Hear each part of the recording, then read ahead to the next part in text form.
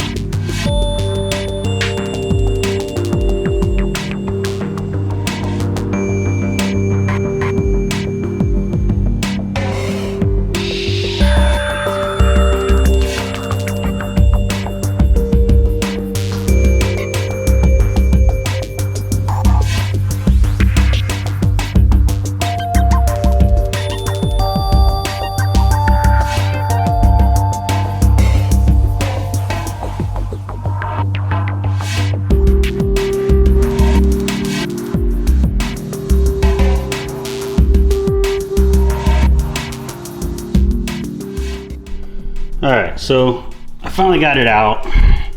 That was quite a pain. So what I had to do was, so there's a flare nut that goes into the bottom here. And so what I had to do was take a 19 millimeter thin, or 3/4 will also work, thin socket to put around here, and then a 14 millimeter flare wrench to just slowly work that nut off. It takes forever. It takes a long time. There's not a lot of room down there. And on top, unfortunately, you can see I bent this a little bit because, at least on this particular one, there's not a lot of space for a wrench. So you'd need a really, really thin 19 millimeter or 3/4 wrench. I didn't have one thin enough to get in there to hold this thing in place while you use a 19 millimeter socket to take off the top. And this thing is on there freaking tight. So it's not the best idea. After I bent it, I realized I wasn't getting anywhere with the breaker bar. So what I did was I resorted to the impact gun with a, what do you call it? A swivel socket in the extension. And that worked. It still took a lot of effort. This thing was on there freaking tight. It took several rotations of the impact gun to get that thing off. And I honestly don't really suggest doing that, because all it takes is one little spark to light on fire, but I didn't really have an option. But the good news is that since I bent it, I was really hoping that this one actually fit the size. And the good news is it looks like this is actually the right size here. So its dimensions look accurate. The shape of it looks the same. So, yeah. So I think this will work. So put this back in the bracket here, and we will put this bad boy back in. We'll see how that goes. What's up, guys? John here again. It's actually a few days after we did the fuel filter on the Evo 4. As you probably saw in the video footage, it was before this. The video footage did get cut off, and that's for a couple reasons. One, I accidentally pushed out the camera away from the car when I was working on it, so you can't actually see a lot of what I'm doing. Matter of fact, once the camera moves, you really can't see anything. It like moves to the side of the car. And two, the battery ended up dying anyway. I was extremely frustrated at that point because it was quite a pain to get this thing back on. The bracket, I guess when I bent the top of the fuel filter, I actually bent the bracket a little bit as well, so I had to do some finagling to get that in there. And to get it tight enough, I actually had to, let's see if I can find it over here. I had to go get a different wrench. So I was able to find this, you see it here, this really super thin 19 millimeter wrench, and it's actually a short boy too, so that really helped with the limited space and under the car, or I mean under the engine bay. So I definitely suggest if you're going to tackle this job, you find one of those, because it's pretty much a necessity. You can get away with an impact gun when getting it off. Impact gun's not going to help you getting it on. So you're going to need one of those wrenches in addition to the flare wrench and the other things I mentioned previously. As you can see, it's in there. It's all buttoned up. The car does run fine. There's no leaks. Make sure if you're doing this job, you check for leaks afterwards. And I probably should mention too, I actually broke, when I was leaning on the car working on this, I actually broke this second clip on the airbox. So I use that as an excuse to just buy an HKS intake. I had to buy it from Europe because you can't find them over here. So I don't know when it'll actually get here. Probably not till after I get back from my travels for holidays. I thought about just buying the mushroom filter and adapter for the stock intake, but I was like, you know what? I might as well just buy the whole thing. So I did, and it does have the provision for the blow-off valve recirculation, which is awesome.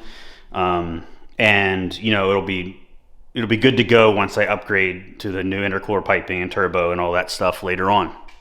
So that's coming. The reason this video took so long to release is because I've been planning to do the fluid changes that I mentioned in the last video. And to be honest, I've just been super busy and I didn't get around to it, and I still haven't gotten around to it. The good news is, other than the fluids, the only things we really have left for the refresh are the timing belt, the balance shaft belt, and the serpentine belt, and all the timing components like the pulleys and whatnot. The water pump, of course. And I mentioned it previously, but I'm probably not going to do the coolant when I do the rest of the fluids. I'm going to wait to do that until I do the water pump, because I'm going to have to drain the coolant anyway to do the water pump, and I'm rather just do it once than do it twice. And it'll also give me an opportunity to change out the radiator for this Toyota radiator and the radiator piping for the Samco piping here. I did decide to go with a blue and white color scheme, so the whole car will be kind of featuring that color scheme. But yeah, that's really all we have left. We just got some, we got a Greddy radiator cap to go with the new radiator. We have these are just clamps, but yeah, so we're almost done with the refresh, and then we can start getting into the mods. I mean, obviously the HKS intake is already on the way, so that'll basically be the first mod, so to speak. I am planning to order an HKS high power Catback. So I should mention, I don't know if I mentioned this in the last video or not, but when I was looking closer at this exhaust, I thought this was a Ralliart exhaust, looking just at the shape of it. But then I started to inspect it closer, and the shape isn't really quite the same. And I don't see any markings on it to designate that it's a Ralliart. So I don't think this is actually a Ralliart Catback. And that said, it's like completely quiet, like quieter than any aftermarket exhaust I've ever heard, quieter than most factory exhausts I've heard. So I don't think that's Ralliart. And I'm going to be interested now to see, when we get the car up in the air to do the fluids, what the suspension looks like, because it does have coilovers on it. I thought they were Ralliart coilovers, but now I'm second guessing myself. So when we get this in the air, I'm going to really take a look at those things and see what they are. But they are coilovers. I don't think they're adjustable, which sucks. So I'll probably end up upgrading them anyway. But honestly, since it already has coilovers on it, I thought it just had Ralliart struts and shocks on it from the factory. But if it has coilovers on it, then I can kind of put off the coilover upgrades for now, and kind of move some other things up on the... In fact, I might even just put off the wheels, coilovers, and everything, like that for now and just focus on the power upgrades first, if that's the case. I mean, we are getting new tires, obviously, Wednesday, so there won't be any concerns there with that. I mean, they're the factory sizes, so they're like 205, I don't know, 50, 16 or something like that. So they're little boys, but I mean, they should be good enough for now. Once we upgrade the wheels, we'll do something wider, of course, but you can't really go too wide on these cars. One of the things that's different about the 4s versus the 5s and 6s is that with the 5s, they added rear over fenders here, and they extended the side skirts, and the front fenders are actually wider on the 5s and 6s. So that lets you just naturally run wider wheels and tires without having to like roll your fenders and whatnot. I'd rather not roll the fenders in this thing if I can get away with it, just because it's such pristine shape. So we'll see what we can do there. I'm thinking I can probably fit 17 by 8s with maybe 225s, which isn't great, but it should be good enough. I'm not planning to track this thing, and it is all-wheel drive, so and I'm not planning to make crazy power. So we'll see what we can do. I'm gonna be working with the guys at Counter Space Garage to take some measurements and see what kind of setup we can get going on here. So yeah, I think this will probably be the end of this video, and next time we'll do the fluid changes and maybe start working on the timing belt stuff. So until next time, peace.